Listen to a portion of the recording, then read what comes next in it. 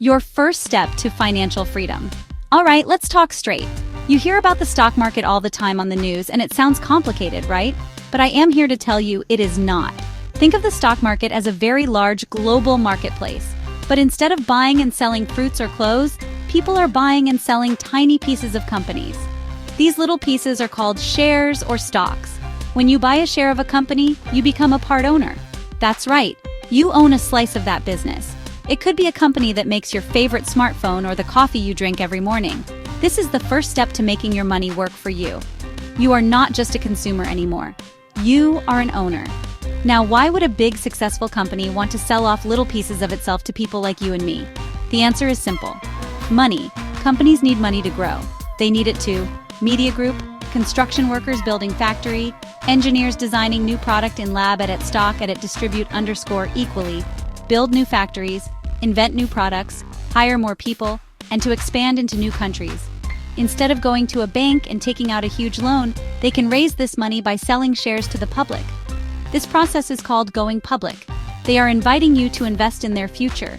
In return for your money, you get to share in their future successes. It is a powerful partnership when you think about it. You are providing the fuel, and they are driving the engine of growth. So, when you own a stock, you are betting on the future success of that company. If the company does well, makes a lot of profit, and grows bigger, the value of your little piece should also grow. This is how you can build wealth over time. The stock market is the place where all this buying and selling happens. It connects companies that need money with people who have money to invest. It is a fundamental part of our economy, creating opportunities for both businesses and individuals. It's a place where dreams can be funded and futures can be built, but you have to be smart about it. That is what we are going to talk about. There are two main ways you can make money from owning stocks, and you need to understand both. The first way is through what we call capital appreciation. This is just a fancy term for the stock's price going up. You might buy a share for $10, and if the company does well, its price could rise to $15. If you sell it then, you have made a $5 profit on your investment. The second way is through dividends. Some companies share a portion of their profits with their shareholders. This payment is a dividend. It is like a thank you gift for being an owner. You get this money just for holding the stock, which you can then reinvest or spend. Let's get into the details of how a company gets its stock into your hands. It all starts with an initial public offering, or IPO. This is a very big deal for a private company. It's their debut party on the stock market. Before an IPO, a company is private, owned by its founders, early investors, and employees. When they decide to go public, they hire big banks to help them figure out how many shares to sell and at what price. This is the first time the public gets a chance to buy into the company. This whole process happens in what we call the primary market. You are buying the shares directly from the company itself.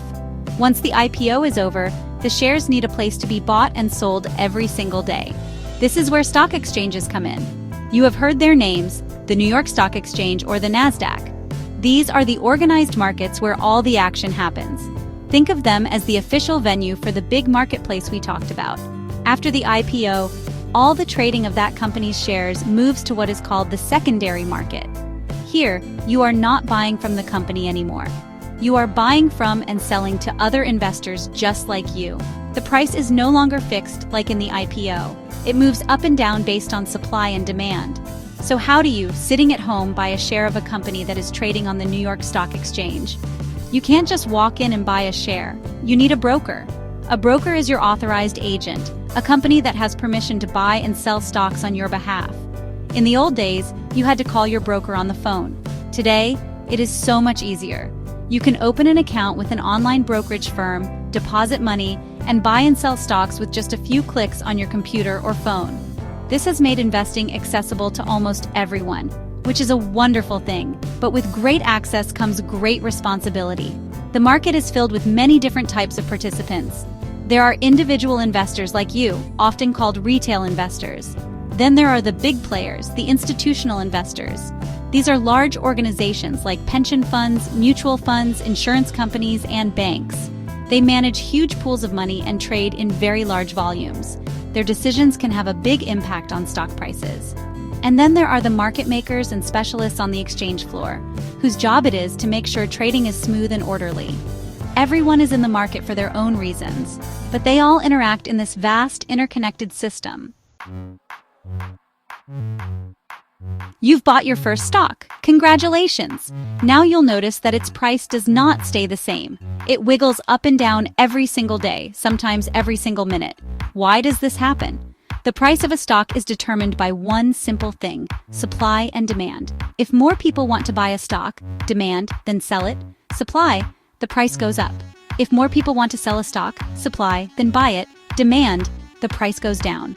It's like an auction that is happening in real time all day long.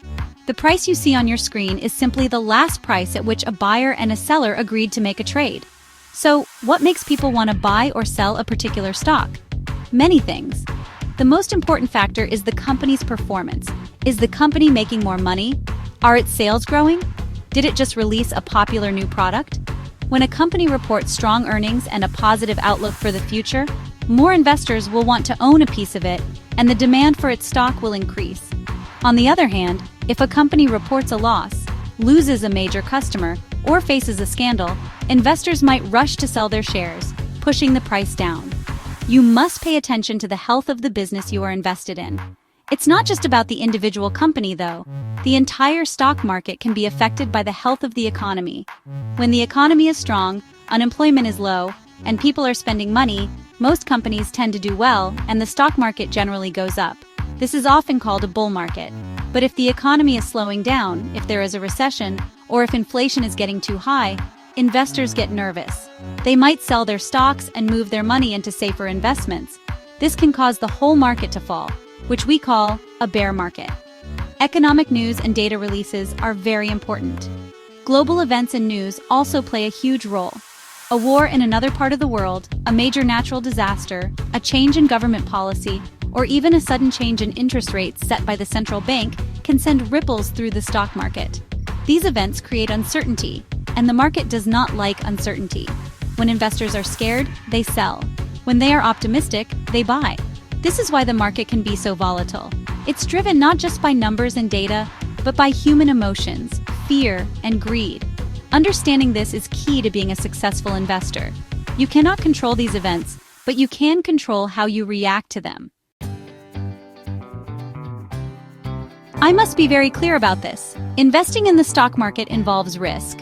I will say it again, there is risk. The value of your stocks can go down, and you could lose money. There is no guarantee of profit. A company you invest in could fail.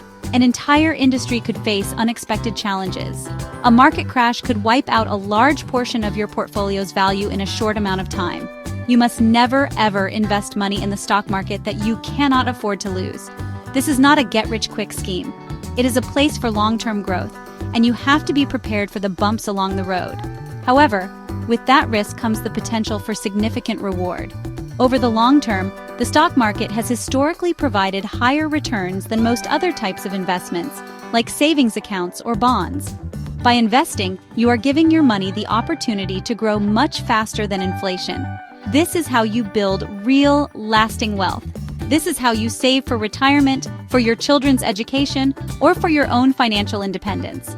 The reward is that you get to participate in the growth of the economy and the most successful companies in the world. You are putting your money to work, and that is a powerful, powerful thing.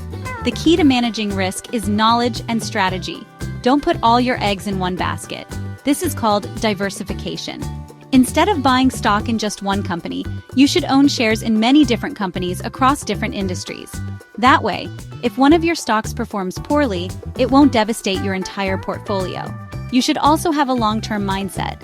Don't panic and sell everything when the market has a bad day or a bad month. Historically, the market has always recovered from downturns and gone on to reach new highs. Time is your greatest ally in the stock market. So, to wrap this all up, the stock market is a tool. It is a tool that allows companies to raise money to grow and innovate, and it is a tool that allows you to grow your wealth by owning a piece of that growth. It connects your financial future with the success of the broader economy. It has its own language, with terms like IPOs, dividends, and bull and bear markets. And yes, it comes with risks that you must respect. But if you are smart, patient, and disciplined, The stock market can be one of the most powerful vehicles for achieving your financial goals and securing your future. You can do this. You just have to be approved, to be smart, strong, and secure.